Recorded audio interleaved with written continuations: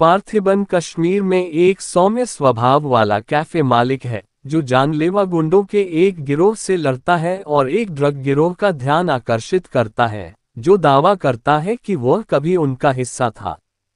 पार्थिबन अपनी पत्नी सत्या और 2 बच्चों के साथ शिमला में एक साधारण जीवन व्यतीत करता है और एक कैफे चलाता है। कुछ कॉन्ट्रैक्ट किलर शहर में घुसकर उत्पात मचाते हैं। एक रात वे पार्थिबन के कैफे पर हमला करते हैं और अपनी बेटी और कर्मचारी को बचाने की कोशिश करते समय सभी को गोली मार दी जाती है। मुकदमा अदालत में जाता है और पार्थिबन को मुक्त कर दिया जाता है क्योंकि सभी पुरुष अपराधी थे और उसने आत्मरक्षा में ऐसा किया था। पार्थिबन शहर में एक नायक बन जाता है और उसकी खबर विभिन्न समाचार पत्रों में प्रकाशित होती है, जहां कुछ लोग उसे मरना नहीं चाहते हैं। हेरोल्ड दास एक गैंगस्टर की नज़र उसकी तस्वीर पर पड़ती है और उसे लियो दास के रूप में पहचानता है, जिसे कई साल पहले मृत घोषित कर दिया गया था। हेरोल्ड अपने बड़े भाई एंटनी दास को एक खतरनाक गैंगस्टर के रूप में सूचित करता है जो पार्थिबन से मिलने शिमला जाता है। एंटनी को विश्वास है कि पार्थिबन लियो है और उसे परेशान करने के लिए सभी तरह की कोशिश करता है, लेकिन पार्थिबन इस बात पर अड़ा रहता है कि वह लियो नहीं है और वह उसका हमशक्ल हो सकता है। पार्थिबन पार्थी विजय हिमाचल प्रदेश के ठियोग में एक पशु बचावकर्ता और कैफे मालिक है जो अपनी पत्नी सत्या, त्रिशा, किशोर, बेटे सिद्धार्थ, सिद्धू, मैथ्यू थॉमस और बेटी मती, चिंटू, इयाल के साथ रहता है। एक दिन पार्थिबन का दोस्त जोशी एंड्रूज गौतम वासुदेव मेनन, जो एक वन रेंजर है, उसे शहर के लोगों को डराने वाले एक धब्बेदार लकड़बग्घे को काबू करने में मदद करने के लिए बुलाता है। लकड़बग्घा एक पागल शिकारी है और पहले ही कई इंसानों पर हमला कर चुका है।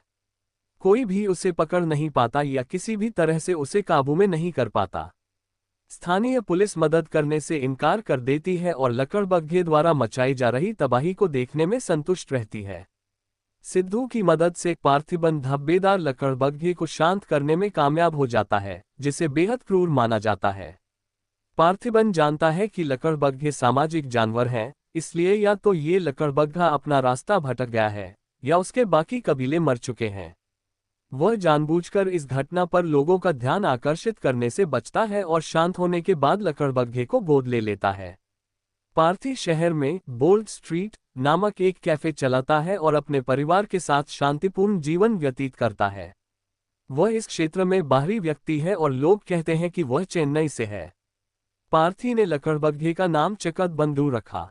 एक रात पार्थी और चिंटू कैफे में होते हैं जब शानमुगम मिस्किन, एक डाकू, और उसके आदमी उसे लूटने के लिए आते हैं। शानमुगम और उसके साथियों ने हाल ही में एक घर को लूटा था और उसके सभी निवासियों को मार डाला था। ये घर एक जिला कलेक्टर का था और शानमुगम ने उसके पूरे परिवार की हत्या ठेके पर की थी। उसके गिरोह के एक सदस्य सैंडी को घर के अंदर एक छोटी लड़की छिपी हुई मिली और उसने उसका क्रूरतापूर्वक यौन उत्पीड़न किया और घर से निकलने से पहले उसे मार डाला। चूंकि कलेक्टर एक हाई प्रोफाइल अधिकारी है, इसलिए शानमुगम और उसके साथियों ने छिपने के लिए एक लो प्रोफाइल जगह की तलाश की और थियोग शहर में प्रवेश किया। शानमुगम और उसके साथियों ने खुद को बनाए रखने के लिए पर्याप्त धन जुटाने के लिए छोटी मोटी डकैतियां करने की योजना बनाई। वे रात में राजमार्ग उपयोगकर्ताओं को लूटते हैं, लेकिन गिरोह का सदस्य सैंडी नियंत्रण से बाहर हो जाता है और एक व्यक्ति को गोली मार देता है जो अपनी कार में अकेले यात्रा कर रहा था। षणमुगम इस गिरोह के सदस्य से खुश नहीं है, लेकिन उसे नियंत्रित करने में भी असमर्थ है। पार्थी उन्हें पैसे देकर खुश करने की कोशिश करता है, लेकिन गिरोह के सदस्यों में से एक, वही आदमी जिसने पहले छोटी लड़की का यौन उत्पीड़न किया था, अपनी कर्मचारी श्रुति जन्नी कुनासीलन पर हमला करता है। क्रोधित होकर पार्थी उन सभी की पिटाई करता है। षणमुगम श्रुति को बंधक बना लेता है और अपने गिरोह के सदस्य से पार्थी को मारने के लिए कहता है, लेकिन गिरोह का सदस्य इसके बजाय चिंटू को मारने का प्रयास करता है। पार्थी बिना किसी हिचकिचाहट के उन सभी को गोली मार देता है, लेकिन बाद में भावनात्मक रूप से टूट जाता है। शुरू में गिरफ्तार किए गए पार्थी को आत्मरक्षा में हत्या करने के आरोप में रिहा कर दिया जाता है, लेकिन उसकी तस्वीर पूरे भारत के अखबारों में छपती है। ऐसी ही एक तस्वीर तेलंगाना के एक गैंगस्टर हेरोल्ड दास अर्जुन सरजा को दिखाई देती है, जो अपने बड़े भाई एंटनी दास संजय दत्त को उसके बारे में बताता है। एंटनी तुरंत अपने आदमियों के साथ थियो के लिए निकल जाता है। एंथनी कहता है कि अगर पार्थी वास्तव में लियो है तो उसे रोकने के लिए 400 आदमी भी काफी नहीं होंगे। इस बीच शनमुगम के रिश्तेदार थियो के भीड़ भरे बाजार में पार्थी और उसके परिवार को मारने का प्रयास करते हैं। पार्थी फिर से क्रूरता से हमले को दोहराता है, जिसके परिणामस्वरूप शनमुगम के रिश्तेदारों की मौत हो जाती है। केवल एक आदमी, जो शनमुगम का साला मधुसूदन राव था, भागने में सफल होता है। यह उसे तमिलनाडु से एक उच्च पदस्थ सशस्त्र पुलिस अधिकारी को सुरक्षा के लिए अपने घर भेजने का अनुरोध करने के लिए प्रेरित करता है। पुलिस अधिकारी भंवर जेठा मुख्तार खान अपने घर के बाहर सशस्त्र गार्ड की मांग करने के लिए पार्थी का अपमान करता है और उसकी पत्नी का भी अपमान करता है।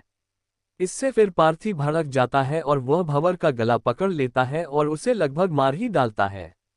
इसके बाद पार्थी जोशी से कहता है कि वह जानबूझकर उसकी पीठ पर वार करे ताकि ये दिखाया जा सके कि विभिन्न हमलों में वह बुरी तरह घायल हो गया है, ताकि जज के सामने पुलिस सुरक्षा को उचित ठहराया जा सके। पार्थी का अनुरोध स्वीकार कर लिया जाता है क्योंकि नेपोलियन जॉर्ज मेरीन को तिरुचिरापल्ली में अपनी वीरता के बाद पदोन्नत किया गया है और उसे उसके परिवार की सुरक्षा का जिम्मा सौंपा गया है।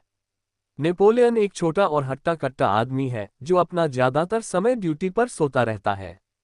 पार्थी को पता है कि युद्ध आने वाला है और वह अपना समय सभी प्रकार के घातक हथियार और भालू के जाल बनाने में बिताता है।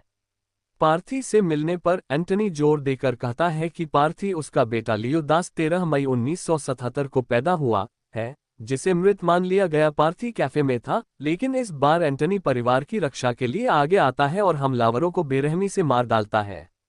एंटनी सत्या से मिलता है और उसे बताता है कि लियो एक सामूहिक हत्यारा है, जिससे उसे पार्थी के अतीत को खंगालने के लिए प्रेरित किया जाता है।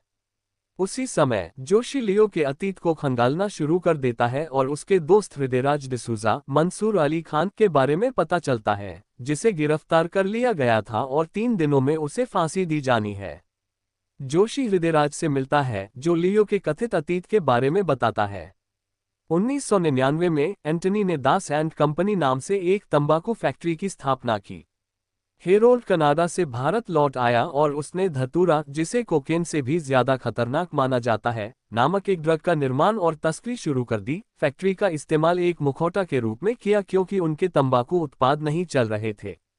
एंटनी एक कट्टर ईसाई था और कोई भी नया व्यवसाय शुरू करने से पहले एक जानवर की बलि देता था, लेकिन बाद में उसने इंसानों की बलि भी देनी शुरू कर दी।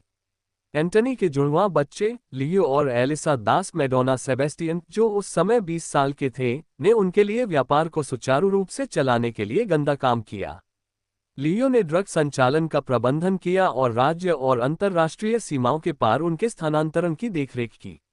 रहस्यवाद में दृढ़ विश्वास होने के कारण एंटनी ने अपने ज्योतिषी की सलाह के आधार पर एलिसा की बलि देने की कोशिश की, क्योंकि इससे उनके तंबाकू उत्पाद चल सकते थे।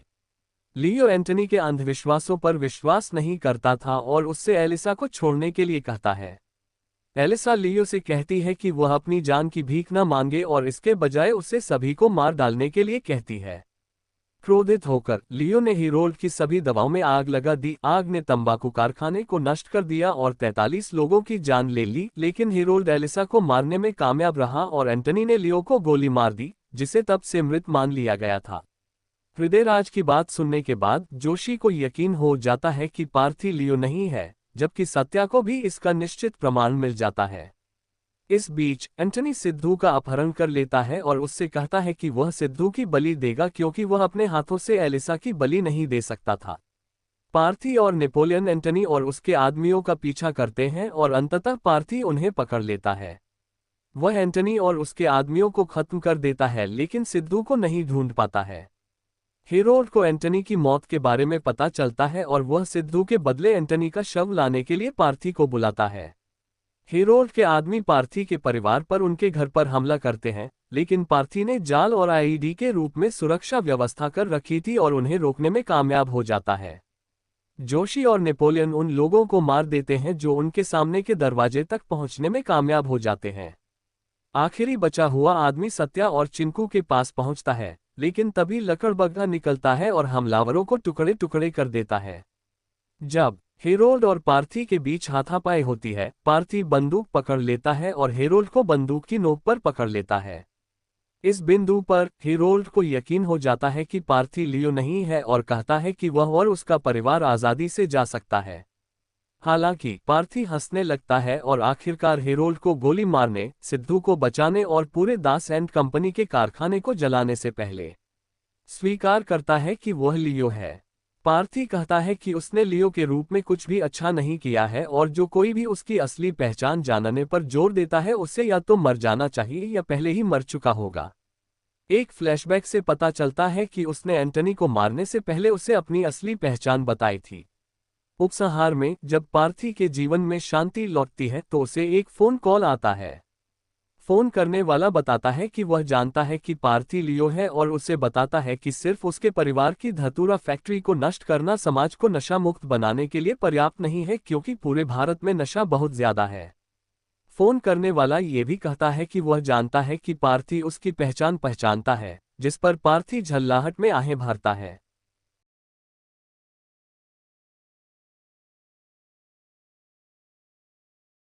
आते हैं तो उनके फैंस सीटियां तालियां खूब बजाते हैं। लियो में ही ऐसा ही हुआ। विजय के स्क्रीन पर आते ही थिएटर में बवाल मच गया। सुबह 9:30 बजे का हिंदी वाला शो 80% फुल था और तमिल वाला शो 100%। यही स्टारडम होता है, लेकिन क्या स्टारडम ही अच्छी फिल्म का पैमाना है? तो जवाब है नहीं। लियो एक वन टाइम वॉच है। जिसका फर्स्ट हाफ अच्छा है तो सेकंड हाफ आपके सब्र का इम्तिहान बहुत अच्छे से लेता है। कहानी। ये कहानी एक पार्थिबन नाम के ऐसे शख्स की है जो हिमाचल में अपने परिवार के साथ रहता है।